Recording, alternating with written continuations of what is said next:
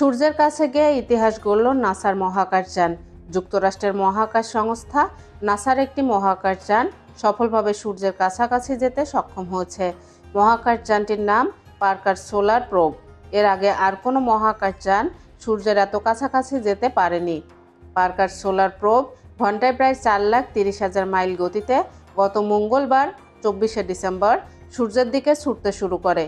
এই সময় প্রোবটিকে সর্বোচ্চ 1,800 ফারেনহাইট বা 980 ডিগ্রি সেলসিয়াস পর্যন্ত তাপমাত্রা সহ্য করতে হয়েছে। এসব প্রতিকূলতা পাড়ি দিয়ে অবশেষে তা বাংলাদেশ সময় গতকাল বেলা 11টার দিকে সূর্যপৃষ্ঠের প্রায় 38 লাখ মাইল কাছাকাছি পৌঁছাতে সক্ষম হয়। পার্কার সোলার প্রোব সূর্যের এতটা কাছাকাছি যাওয়ার ফলে এই নক্ষত্র সম্পর্কে নতুন তথ্য জানা যাবে বলে আশা করা হচ্ছে।